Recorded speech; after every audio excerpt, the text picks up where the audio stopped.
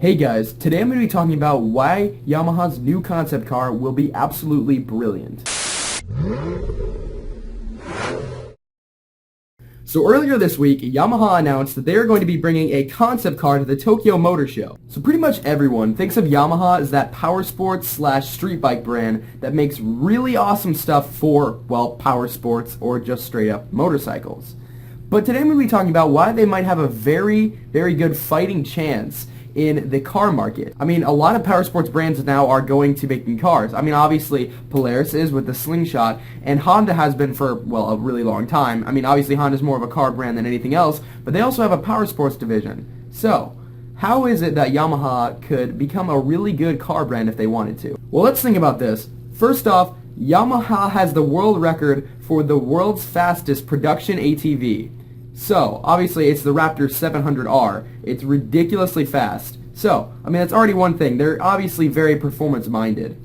Also, they own Star Motorcycles and also make the engines for them, which is a very popular street chopper motorcycle brand. And they make the Yamaha R1 as well as other Yamaha superbikes.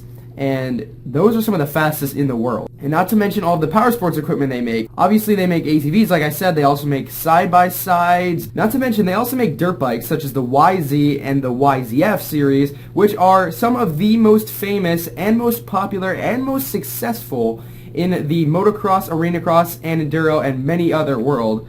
And they are very, very good bikes. So these are just a few reasons, but obviously people can bring up the question, you know, maybe they can make a good power sports, maybe they can make a good bike, but, you know, that doesn't mean they're going to be good at making cars. But let me tell you why they would be. One of the most famous tuning engines, and probably one of the most popular now, is the 2JZ engine that is found in the Toyota Mark IV Supra and many other cars, but the most popular being in the Mark IV Supra, as it was the twin-turbo model.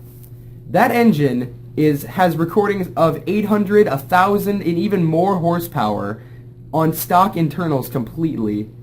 That is ridiculous. Not to mention they can run 600 horsepower all day long completely reliably. Now, you don't have to take my word for it, but look it up. They're extremely bulletproof, extremely popular engines, and I even have a video on my channel of a 1,163 wheel horsepower Supra that I saw at the Hot Rod Power Tour, so if you want to look that up, there's some of your proof. So obviously, I mean, that engine is an incredible engine. It's very popular, it's very good at making power, but it doesn't just stop there. Yamaha also helped develop much of the sound and the engine of the Lexus LFA, one of the most race-ready supercars in the world. Now that engine is very famous for pretty much having one of the most crazy exhaust notes ever.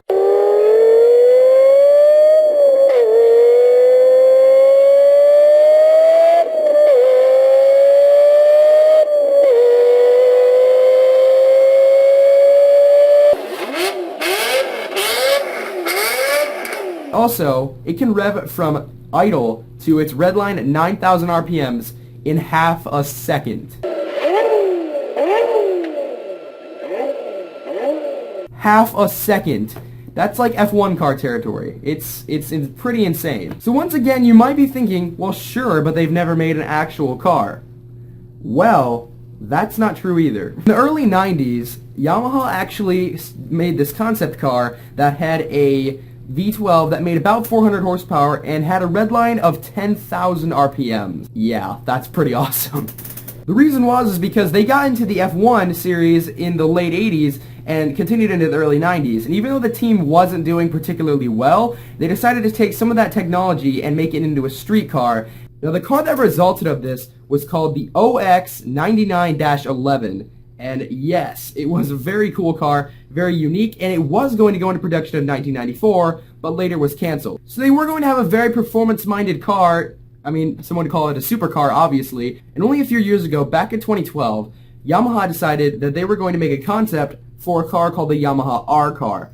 This was a supercar that was supposed to have a 900 horsepower engine that would have been incredibly fast, making it one of the fastest cars in the world. This car never went into production because it was a total dream, but still, very cool design. And if you look at this car, you will notice that it actually resembles really closely the silhouette of the concept that we got. They did say, however, that it was going to be inspired by their motorcycles and express a design that is uniquely Yamaha, or something along those lines. So, what people are thinking is that this is probably going to be a lightweight car, such as the Toyota SFR that's coming out.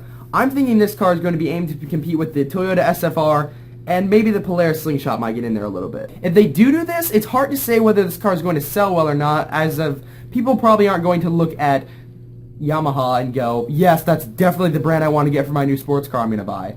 That's the only thing that concerns me. However, if real performance-minded enthusiasts try and take into account how good Yamaha could be at making this car, then it might actually sell better than I think. So yeah, guys, that's just my short video on why I think that this car will be really, really good. I honestly think that we can be pretty excited for this car. I don't know if this one specifically would be going into production, but I think that if they're bringing out another concept now with all these small sports cars that are coming into play, that we have a very real chance of this becoming a really awesome new little sports car that it should be fairly affordable, so I'm pretty excited for that.